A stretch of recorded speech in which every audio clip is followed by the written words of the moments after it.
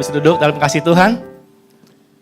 Pastor Kong dan Pastor Ching sedang ke Kuala Lumpur menghadiri perayaan pernikahan dari Susan Joy dan Clint. Ya, mereka berdua udah pernah ke sini, sudah diberkati di gereja di Kanada. Hanya di Kuala Lumpur ini mungkin keluarga-keluarga Clint dan teman-teman gerejanya semuanya. Jadi luar biasa. Nanti kalau kita panggil salah satunya, pasti yang datang dua-duanya. Ya, saudara kalau lihat sangat bersih ini ya, walaupun di luar mendung ya, tapi di dalam ini ada sukacita ya, terangnya ya. Baru berdiri minggu ini ya, dikerjakan dengan susah payah. Kalau di rumah saya udah dari awal November udah berdiri loh Bapak saya. Bukan pohonnya aja ya, semua sudut rumah juga udah di ini semuanya.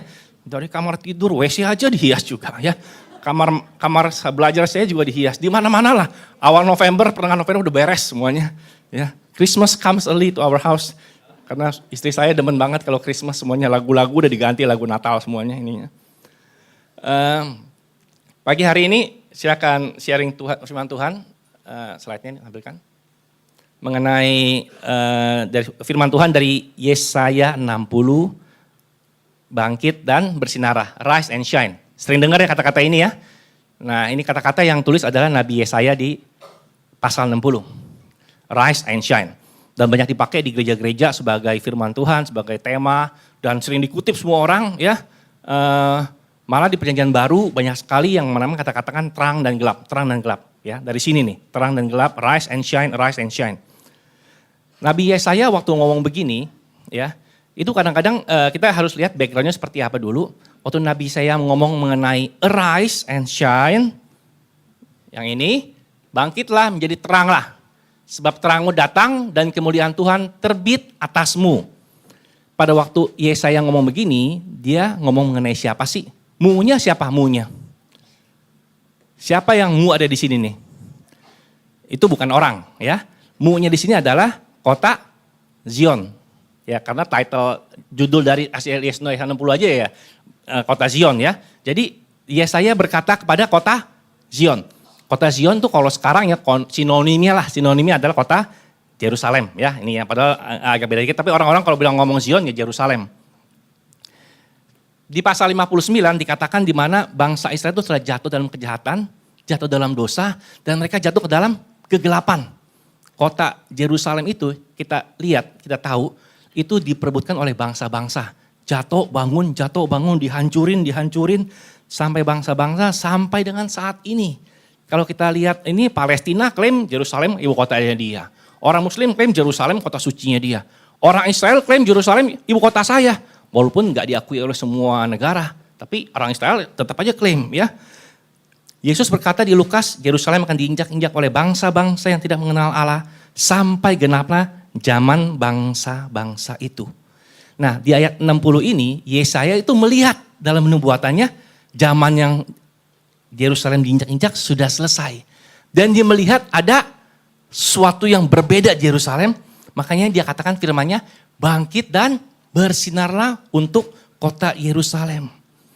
Sinar itu adalah apa? Yesus Kristus datang ke kota Yerusalem. Yesaya menceritakan mengenai kedatangan Yesus Kristus yang kedua kalinya. Ya, di firman ini ada firman nubuatan bagi dia, tapi kita juga bisa memakai prakteknya dalam kehidupan kita sehari-hari. Yerusalem, kota yang sangat luar biasa sekali dan akan bangkit, akan menjadi terang karena Tuhan turun ke atas Yerusalem. Selanjutnya, sebab sesungguhnya kegelapan menutupi bumi dan kekelaman menutupi bangsa-bangsa, tetapi terang Tuhan terbit atasmu. Sebelum terang Tuhan terbit atas Yerusalem itu, ada kegelapan menutupi bumi. Firman Tuhan di Matius 24:29 mengatakan, sebelum masa siksaan itu, matahari akan menjadi gelap dan bulan tidak bercahaya dan bintang-bintang akan berjatuhan. Yang tadi itu ya, gelap menutupi bumi, gelap, matahari stop, bulan stop bersinar, bintang jatuh semuanya, total gelap. Dan saat itulah terang Tuhan terbit atasmu. Ya, ini menceritakan mengenai kemuliaan Tuhan turun ke atas kota Yerusalem. Selanjutnya, angkat mukamu dan lihatlah sekeliling, mereka semua datang berhimpun kepadamu, anak-anakmu laki-laki datang dari jauh, dan anak-anakmu perempuan digendong. Kalau nubuatan ini sudah banyak terjadi sekarang. Kita tahu orang sebelum 20-30 tahun yang lalu, bangsa Israel terbanyak tinggal di benua Amerika. Tapi sekarang orang Yahudi terbanyak ada di Israel. Karena apa? Karena banyak orang balik ke Israel semuanya. Orang Eropa waktu tahun 40-an pada balik. Tahun 50-60-an orang Rusia Yahudi balik ke Israel. Tahun 80-an orang Yahudi hitam dari Somalia, Ethiopia balik ke Israel semuanya. Ya, jadi di Israel itu kalau kita lihat, kalau yang ke Israel banyak orang yang mukanya ada yang kayak Eropa ya, tapi bisa kayak orang hitam juga, bisa kayak orang Timur Tengah juga, campur-campur. Karena mereka dari segala bangsa balik ke Israel semuanya. Firman ini katakan laki-laki datang dari jauh dan anak-anak perempuan digendong. Ya ini nubuatan daripada Joshua, daripada Yesaya. Dan yang di-6, sejumlah besar unta akan menutupi daerahmu, unta-unta muda dari Midian dan Eva, mereka semua akan datang dari Sheba, akan membawa emas dan kemenyan serta memberitakan perbuatan masyhur Tuhan. Pada saat itu Yesaya melihat banyak sekali unta-unta datang yang membawa semua barang-barang. Ya, ini mengingatkan cerita tentang Ratu Sheba ya, datang mengunjungi Salomo. Salomo itu melambangkan daripada Yesus, penuh kuasa, penuh wisdom, glory. Ya, Ratu Sheba membawa banyak persembahan dan di sini Yesaya melihat banyak orang akan datang dari Sheba membawa emas dan kemenyan. Kalau kita sekarang dari Natal ini, kita tahu orang Majus juga datang pada waktu Yesus lahir. Mereka juga membawa apa? Membawa emas, membawa kemenyan, dan membawa mur. 3.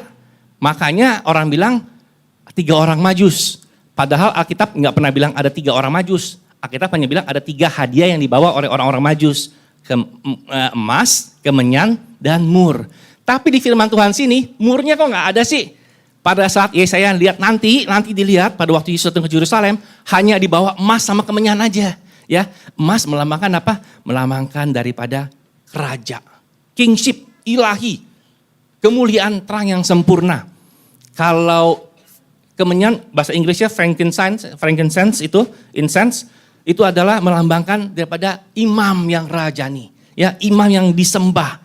Tapi kalau mir bahasa Inggrisnya itu melambangkan rempah-rempah yang pahit. Melambangkan kesengsaraan, suffering, dan bitterness daripada Yesus Kristus. Itu pada waktu dia lahir. Makanya orang Majus membawa 3 unsur ini. Emas, kemenyan, sama mur. Semuanya barang mahal Bapak Ibu sekalian.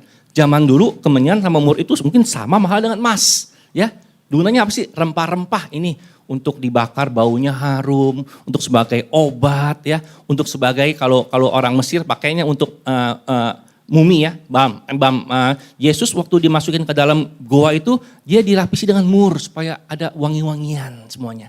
Tapi pada saat ini tidak ada mur. Karena Yesus datang sebagai Raja yang mulia, Imam yang rajani, memerintah dengan kuasa, kemuliaannya luar biasa. Makanya si Yesaya bilang, Yerusalem bangkit dan bersinarlah karena Tuhanmu telah datang. Wah, luar biasa. Itu ayat yang sangat membangkitkan semangat kita semuanya. Karena apa? Yesus telah datang. Firman Tuhan adalah firman yang luar biasa. Kadang-kadang kalau kita dengar kata-kata bangkit ya, bangkit dan teranglah itu, kadang-kadang orang bilang, kok seperti perintah sih? Memang di sini siapa sih di sini yang sudah bangkit hari ini ya, yang sudah bangun? Siapa hari ini yang sudah terang hari ini? Ada yang merasa terang gak hari ini? Bersinar gak? Ada yang merasa saya tuh bersinar sekali seharinya. Apa ada gak yang berasa kemarin saya bersinar, sekarang saya udah gelap lagi, banyak masalah sekarang semuanya. Ya? Atau yang pernah sharing sama saya gak pernah merasakan sinar sama sekali. Kayaknya saya gelap terus ya, masalah datang bertubi kanan kiri. Waktu di Kersel Grawisa, ada seorang ibu-ibu datang setiap bulan, kalau datang itu minta doanya hanya doain supaya saya bisa tidur karena saya gelisah, nggak bisa tidur setiap hari. Ya, saya doain. Datang lagi minggu depan, doain lagi. Ya, dia tuh nggak bisa merasakan, nggak pernah merasa bersinar. Mukanya kalau datang ditekuk, nggak pernah mau senyum, nggak pernah mau apa. Kayaknya berat sekali seperti ini. Ya, banyak orang Kristen kalau dengar kata-kata bangkit bersinar teranglah, jadi semacam kayak beban, ya. Arise and shine. Ini bukan nasihat dari Tuhan. Ini bukan mimpi. Ini bukan opinion. Ini adalah perintah daripada Tuhan. bangkit dan bersinar. Betul kan ya? Kalau ngomongnya bangkit bersinar pasti ngomongnya dengan keras. Bangkit dan bersinarlah. Nggak mungkin ngomongnya pelan-pelan. Ini adalah divine command kata seorang hamba Tuhan. Ya, perintah yang ilahi loh. Ini perintah yang besar bagi Tuhan. Perintah yang baik. Ini dua kata yang sangat baik. Kata yang membangun. Kata yang positif akan membuat kita jadi semangat lagi. Tapi benarkah itu yang dimaksud? Tidak ada di Perjanjian Baru, tidak ada yang quote langsung kata-kata ini. Tapi Paulus secara tidak langsung merefer kepada ayat ini dalam firman-Nya di Efesus.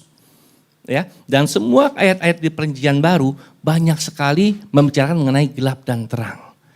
Secara manusiawi kita untuk bisa bangkit dan bersinar itu impossible Bapak Ibu sekalian.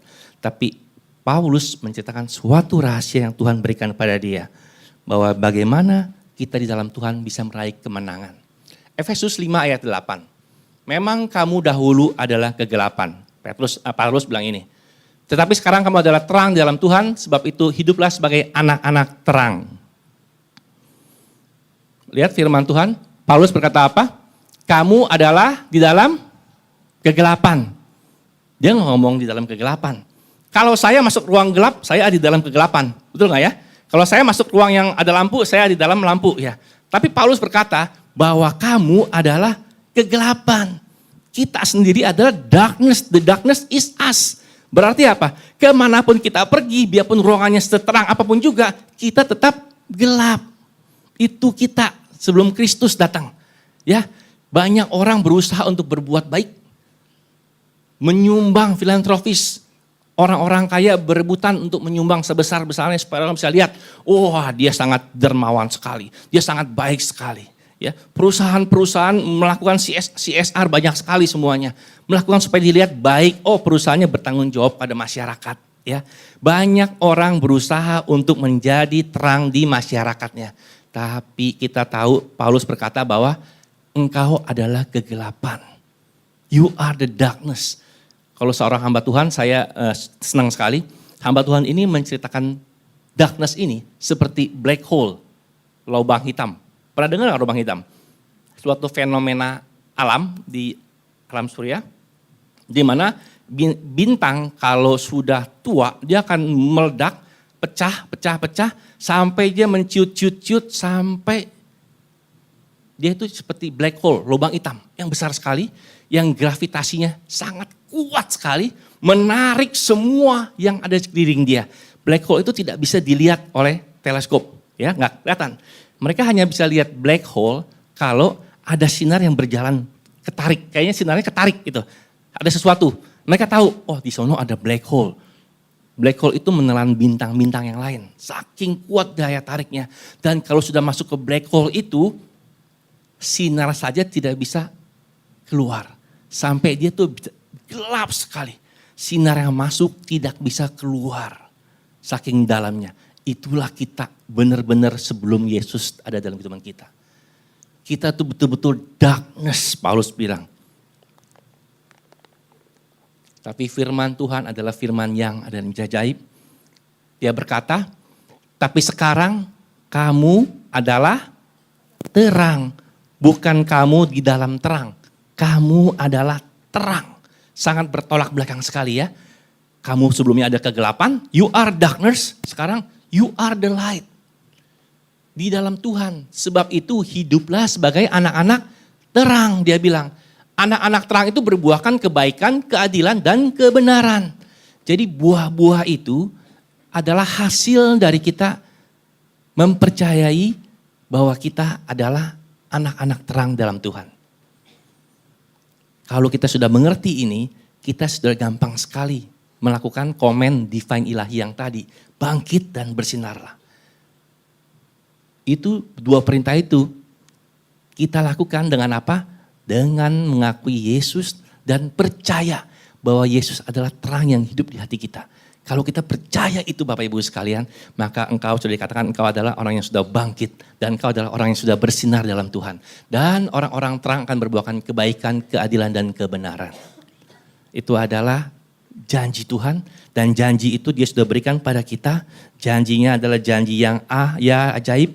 Dan kita adalah orang-orang yang sangat diberkati, saya bilang, untuk saya membaca firman ini. Ya, black hole kayak gini ya gambarnya ya. Jadi tengah-tengah hitam itu semua bintang-bintang yang sekelilingnya tuh ketarik semuanya. Kalau udah ketarik ke dalam, masuk ke dalam yang hitam itu, bintangnya ya sinarnya hilang semuanya. Hilang semuanya dan gak bisa keluar-keluar lagi. Jadi impossible bagi kita untuk bisa mendapatkan terang itu. Walaupun kita berusaha dengan sekuat kita tidak bisa akan mendapatkan terang itu. Terang itu hanya bisa didapat oleh Yesus Kristus yang hidup dalam kita. Terang itu hanya bisa didapat oleh Yesus Kristus yang bersinar di dalam kita. Kita adalah terang di dalam Tuhan. Efesus 5:14. Nah ini, itulah sebabnya dikatakan. Paulus bilang, it is written, dia bilang ya. Tapi dia nggak ngomong di mana dikatakannya. Bangunlah hai kamu yang tidur dan bangkitlah dari antara orang mati dan Kristus akan bercahaya atas kamu. Ini seperti yang tadi ya, bangkit dan bersinarlah sebab terang Tuhan telah hadir atasmu. Paulus mengquote Yesaya 60, tapi kata-katanya dirubah dan dikatakan, bangunlah hai kamu yang tidur dan bangkitlah dari antara orang mati dan Kristus akan bercahaya atas kamu. Rise and shine. Paulus mengkompres Yesaya 61 ayat 2 di dalam firman ini. Ini bukan tidur dalam secara fisik Bapak Ibu sekalian. Banyak orang yang percaya Tuhan tapi hidupnya itu merasa tidak layak. Hidupnya itu merasa tidak baik. Dia tuh khawatir terus, komplain terus. Seperti ibu yang tadi bertahun-tahun komplainnya sama Bapak Ibu sekalian. Jadi sebelum dia maju mau berdoa, saya udah tahu dia mau minta doanya apa. Doain saya supaya tidur tidak diserang rasa was-was, rasa takut, rasa gelap, dia bilang. Setiap bulan. Kalau ada begitu Bapak Ibu sekalian, saya tuh gak bisa ngomong, oh ibu sebelum tidur jangan mikir macam-macam. Sebelum tidur minum susu yang hangat dulu bu. Ya, sebelum tidur coba baca firman Tuhan. Ya, biasa orang cari kasih nasihat begitu ya. Sebelum tidur coba jangan baca buku yang serem, jangan nonton TV. Tenang aja gitu, baca firman Tuhan, percaya pada Tuhan. Biasanya orang kasih nasihat yang gampang seperti itu. Tapi yang ibu ini perlukan adalah terang daripada Tuhan. Ibu ini perlu tahu bahwa dia itu adalah terang. Ibu ini perlu tahu bahwa Tuhan sudah hidup dalam dia, bahwa dia orangnya orang yang bangkit dan orang yang bersinar. Kita doakan. Saya bilang, you are the light, Bu. Engkau adalah sinar, engkau adalah anak Tuhan. Anak Tuhan hidupnya berbeda. Ya, 3-4 bulan dia gak datang ke Kersel, sampai tahun lalu datang Januari, kita sampai gak kenalin Bapak Ibu sekalian. Ibu ini datang saya kira jemaat baru loh. Dia datang dengan muka yang senyum gitu, sampai saya kaget. Ini ibu itu ya? Iya, kok beda ya? Dia ketawa-tawa terus. Saya jarang lihat dia ketawa ya. Biasa dia tuh biarpun saya ada lucu, tetap aja cuma manyun aja gitu. Ini ya. Dia sudah berubah total Bapak Ibu sekalian. Dia bisa berekspresi, dia bisa bersinar kembali. Karena apa? Dia sadar bahwa Yesus Kristus adalah hidup dalam dia. Bukan nasihat-nasihat yang diperlukan. Yang diperlukan adalah penyadaran betapa Yesus adalah sinar dalam terang dia. Makanya Paulus berkata, maka dari itu terang ini akan berbuah kebaikan. Terang ini akan berbuah hal-hal yang benar, hal-hal yang luar biasa. Itu yang Tuhan berikan pada kita. Itu yang Tuhan lakukan pada kita. Tuhan itu seperti banyak orang saya lihat ya, ada kalau di tengah orang Kristen banyak yang ada yang dapat firman Tuhan ini, ada yang nggak dapat, ada yang merasa ini, ada yang merasa sudah diberkatin tapi hidupnya masih biasa-biasa saja, masih sering komplain, masih sering mengeluh dengan segala hal. Tapi saya percaya Bapak Ibu sekalian bahwa Tuhan itu diibaratkan sebagai sinar matahari pagi. Ya, di sini siapa yang pernah melihat sinar matahari pagi di atas gunung? Pernah naik gunung lah, gitu ada matahari pagi muncul. Pernah nggak ini? Ya, saya ini ke Bromo ya. Ke Bromo itu luar biasa Bapak Ibu sekalian. Dikatakan bahwa oleh roh, rahmat dan belas kasihan dari Allah kita, dengan mana ia akan datang melawat kita. Surya pagi dari tempat yang tinggi. Yesus tuh diibaratkan sebagai matahari pagi. Matahari pagi itu sangat indah sekali untuk menyinari mereka yang diam dalam kegelapan dan dalam naungan maut, untuk mengarahkan kaki kita kepada jalan damai sejahtera. Banyak orang dibutakan oleh masalah-masalah mereka. Banyak orang tuh dibutakan oleh segala hal yang menghimpit mereka. Masalah keuangan, masalah keluarga, masalah sakit penyakit. Jadi mereka tuh gak bisa melihat betapa indahnya, kemuliaannya sinar Kristus yang Dia berikan pada kita. Orang-orang yang tidak percaya pikirannya, yang telah dibutakan oleh ilah zaman ini sehingga mereka tidak melihat cahaya Injil tentang kemuliaan Kristus yang adalah gambaran Allah. Cahaya Kristus itu sangat luar biasa sekali. Saya mau kasih ceritakan pengalaman saya. Ini Bromo tahun 2003 saya ngambil pada waktu mataharinya belum muncul tapi udah ada sinar ya. Sebelumnya di jam 4 pagi itu gelap gulita sekali. Saking gelapnya saya sampai gak bisa lihat tangan saya loh. Ini tempatnya sangat gak ada lampu setitik pun supaya ini ya gak ada orang gak bisa lihat apa-apa ya. Jadi kita duduk aja, saya bisa dengar orang-orang ada di kanan kiri saya, ada suara-suara, tapi saya nggak bisa lihat mereka, sangat gelap banget, gelap sekali. Dan pada waktu sinarnya muncul, sinar kecil sekali ya dari ujung gunung itu, wow, saya baru sadar ya, orang di sekeliling saya itu banyak ratusan. Padahal saya waktu datang itu, saya kira orangnya cuma seberapa aja, nggak banyak. Tapi banyak sekali sinarnya, semua sedang menatap matahari ini. Tapi banyak juga yang duduk-duduk nggak lihat matahari yang di depan. Hanya duduk-duduk aja, lihat-lihat aja. Nggak ada ekspresi, nggak ada apa-apa. Dan pada waktu mataharinya muncul, luar biasa Bapak Ibu sekalian. Benar-benar itu gunungnya betul-betul luar biasa. Banyak orang, wah orang bule, wah hebat. Tapi banyak juga orang-orang yang di belakang yang nggak ada wah. Duduk-duduk biasa aja, kayak nggak ada apa-apa. Biasa aja gitu, nggak ada ini. Ya, banyak orang anak Tuhan juga seperti gitu loh. Nggak bisa melihat kebesaran Tuhan. Jadi waktu Tuhan muncul dalam hatinya, kasih Tuhan, sinar Tuhan, dia gak sadar dia punya. Dia tuh lupa bahwa sinar Tuhan. Makanya Paulus berkata, kamu perlu renew your mind. Pikiran kamu tuh perlu diperbaharui. Bahwa kamu tuh adalah orang yang sudah bangkit. Kamu adalah orang yang sangat bersinar sekali dalam Tuhan. Kota Yerusalem, apa yang harus dilakukan pada waktu Tuhan datang? Yerusalem tidak lakukan apa-apa. Yerusalem tidak bisa tidak, tapi dia harus bangkit dan dia harus bersinar. Karena ada sinar Yesus Kristus datang ke kota itu. Tidak bisa tidak, kita tidak bisa tidak bersinar.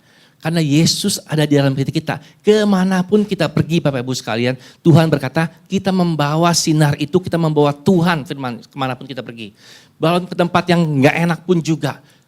Ke kantor yang kayaknya gak enak. Ke negaranya kayaknya gak enak. Ada hamba Tuhan berkata dengan luar biasa, seperti menyombongkan diri, engkau taruh saya dimanapun juga, maka di situ saya akan bersinar. Maka di situ saya akan berhasil. Bukan karena saya, karena Yesus yang hidup di hati saya. Ngomongnya kayaknya ini sekali ya, sombong ya gitu ya. Tapi saya juga percaya juga, benar juga ya. Karena dia tahu Yesusnya ada di dalam dia. Ditaruh dimanapun dianya, itu seperti matahari pagi indahnya. Dimanapun kita berada saat ini, kalau kita sekarang berada di tempat kerja yang gak enak, kita berada di dalam suatu bisnis yang gak enak kayaknya, ya banyak tekanan.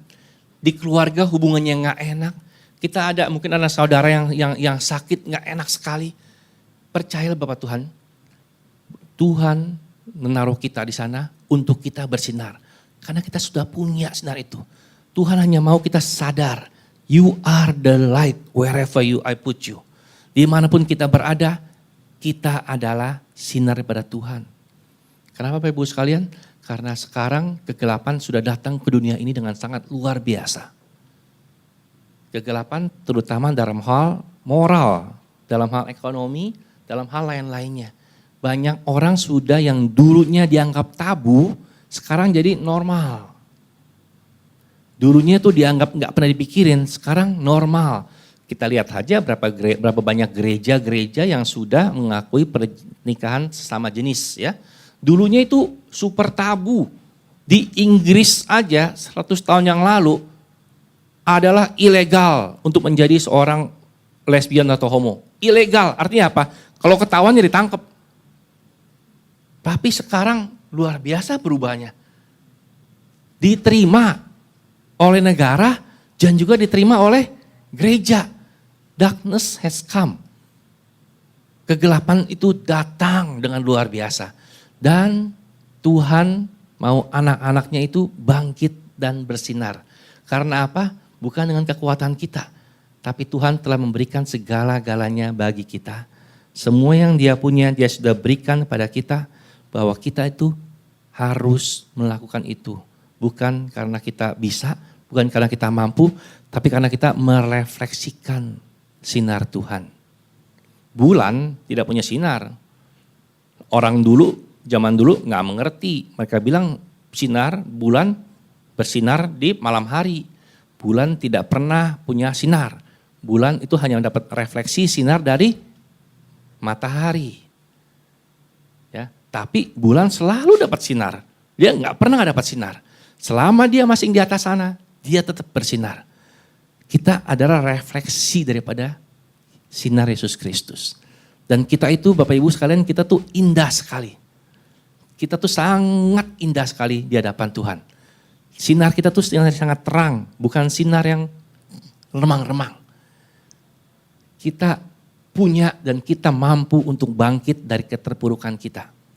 Saya ingat sekali waktu saya baru pulang dari Amerika, sudah kerja sekitar berapa tahun, 5-6 tahun di sana, pulang ke Indonesia dengan keyakinan bahwa pasti gampang dapat kerjaan, ya itu kan. Saya udah punya ini, udah lulusan luar negeri, udah punya pengalaman lagi ya. Pasti ini tinggal pilih-pilih aja nih yang mana mau saya kerjaan ini. Mulailah sampai di sini, buat resume sebanyak-banyaknya. Dikirim, semua surat lamaran kerja. Dipanggil, ditolak semuanya ini ya. Sampai sewaktu-waktu saya mikir, saya nggak bisa pilih-pilih nih. Pokoknya siapa yang datang saya terima ada gitu aja ya. Sampai begitu aja masih nggak dapat, nggak diterima. Padahal saya udah bilang kalau sampai diterima, sampai ditawar kerja, saya langsung terima.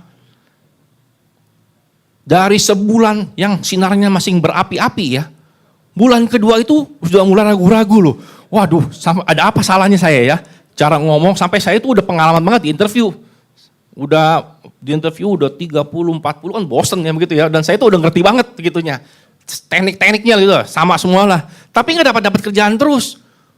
Waduh, sampai bulan ketiga ya, saya itu udah lemes loh gitu loh. Udah firman ini udah dilupain sama sekali, udah nggak ada ini lagi, mau diingat apanya lagi ya.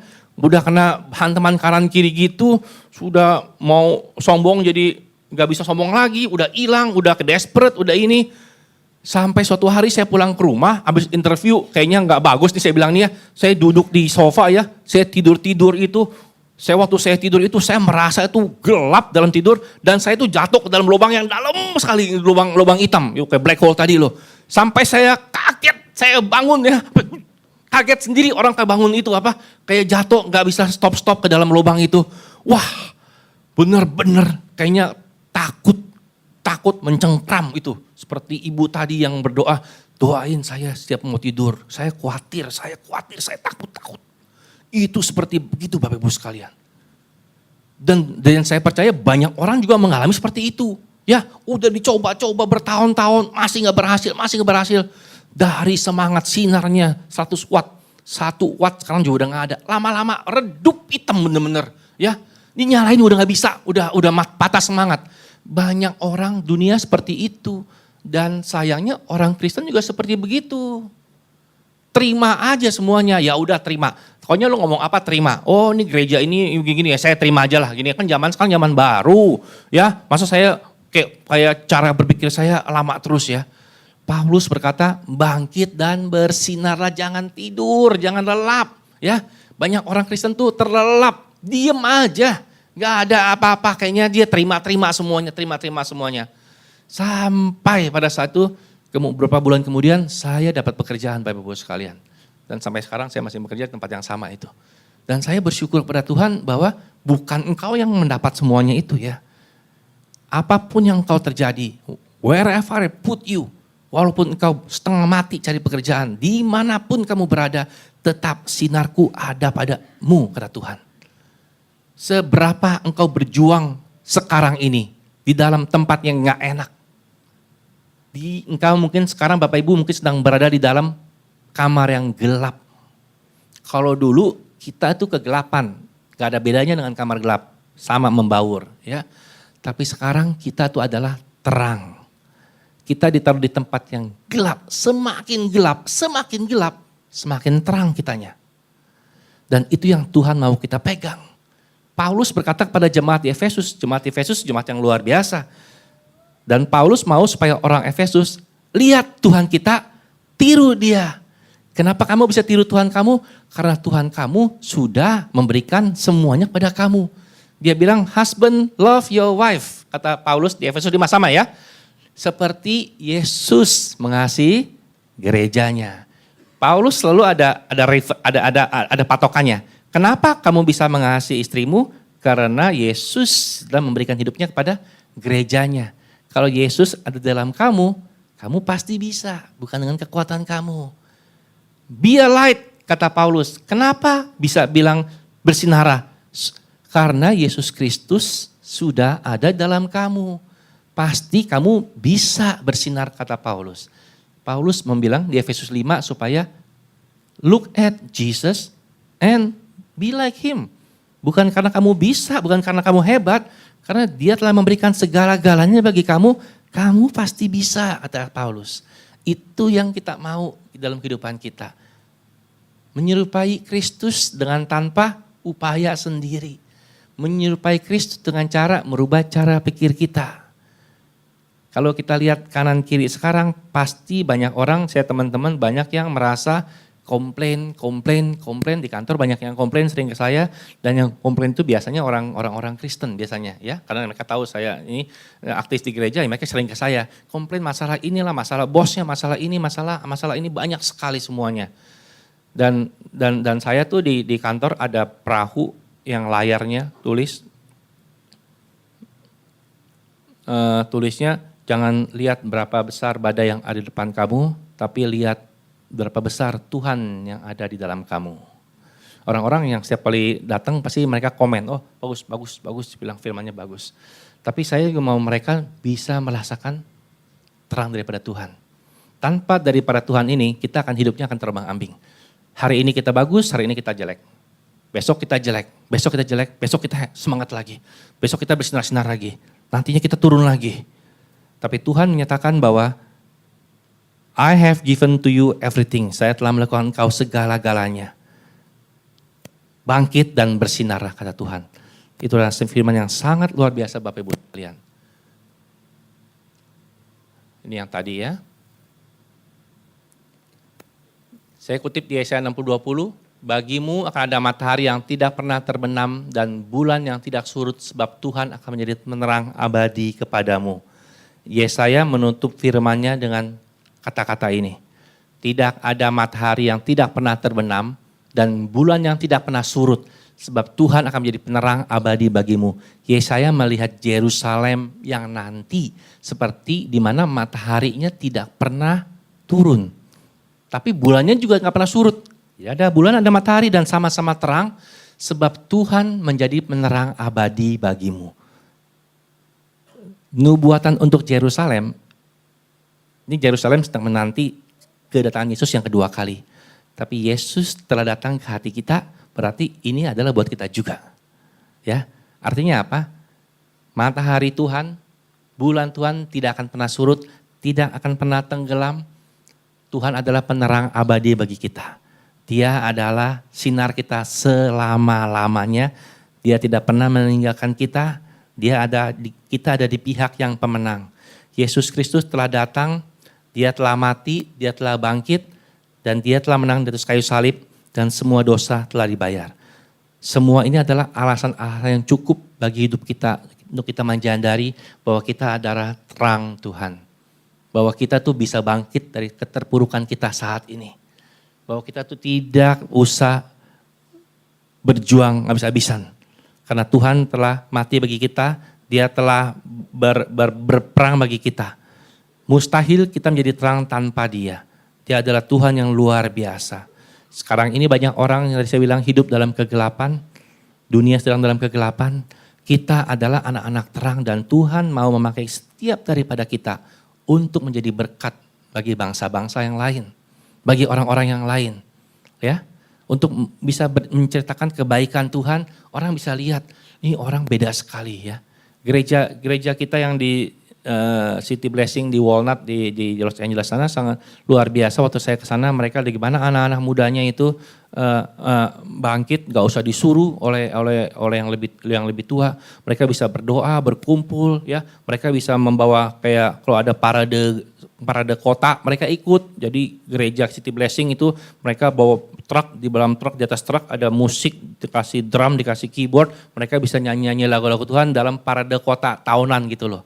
Ya, di mana mereka bisa berpartisipasi dalam kegiatan daripada gereja. Dan saya percaya setiap daripada kita ditaruh Tuhan juga untuk membawa terang ke dalam komunitas kita. Kita mempunyai lebih daripada itu. Kita mempunyai Yesus Kristus yang telah menjadi berkat bagi kita, menjadi terang bagi kita. Dimanapun saya berada, saya percaya pada firman Tuhan yang dulu saya anggap sombong dari hamba Tuhan ini. Engkau taruh saya dimanapun juga di tempat yang paling terpencil, tempat yang paling gelap. Saya pasti akan sukses, kata pendeta ini. Karena ada Tuhan, Yesus dalam saya. Semakin saya belajar firman Tuhan, semakin saya percaya pada firman ini. Dimanapun Tuhan taruh kita semuanya, kita pasti berhasil. Karena Dia sudah berhasil. Jadilah kita meniru Yesus Kristus. Kita adalah refleksinya Dia. Kita adalah refleksi sinarnya Dia. Kita adalah bulan daripada Tuhan secara simbolik. Dan kita percaya bahwa kita membawa berkat bagi banyak orang. Kita membawa orang-orang yang terbeban lelah datang pada rumah kita. Datang pada kita untuk kita memberikan semangat pada mereka. Memberikan mereka jalan keluar. Jalan keluarnya adalah hanya satu, penyadaran bahwa kita orang-orang yang sangat diberkati oleh Yesus Kristus. Terima kasih, mari bangkit berdiri Bapak Ibu sekalian.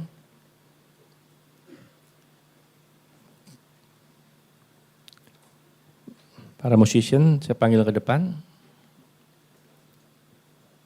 Terima kasih ya Tuhan, haleluya Lord Jesus.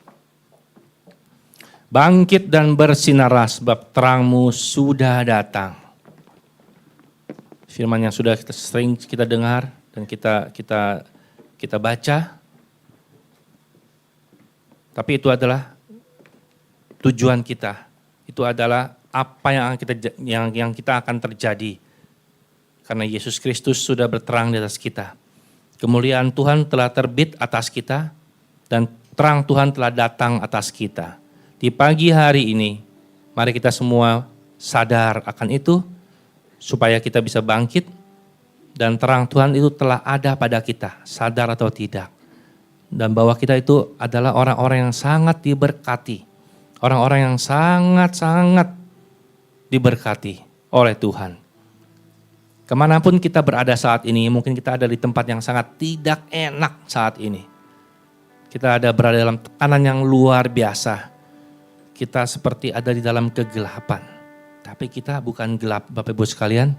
Tuhan berkata bahwa kita adalah terang. Dan di mana ada terang, di sana ada jalan keluar. Di mana ada terang, di sana ada Yesus. Dan di mana ada Yesus, ada damai, ada sukacita, ada kepenuhan, ada kelegaan. Di mana ada Yesus, di sana terjadi sukacita. Di mana ada Yesus, ada pemulihan, ada kesembuhan, ada penghiburan. Di mana ada Yesus, segala yang baik ada di sana. Terima kasih Tuhan, karena kami mempunyai Engkau Tuhan kami yang sangat baik. Karena Engkau memberikan kami firman-Mu Tuhan yang hidup Tuhan. Dan terlebih lagi Tuhan, Engkau hidup di hati kami ya Bapa. Engkau hidup Tuhan dalam kehidupan kami, setiap daripada kami, beri bangun sampai kami tidur kembali ya Bapa. Engkau ada di kami. Engkau tidak pernah meninggalkan kami. Firman-Mu berkata bahwa matahari-Mu Tuhan abadi, tidak pernah turun. Bulan-Mu Tuhan tidak pernah gelap Tuhan. Dan Engkau adalah penerang kami yang abadi Tuhan. Sampai pada Maranatha Tuhan datang kembali, Tuhan adalah terang kami dan tidak akan kemana-mana.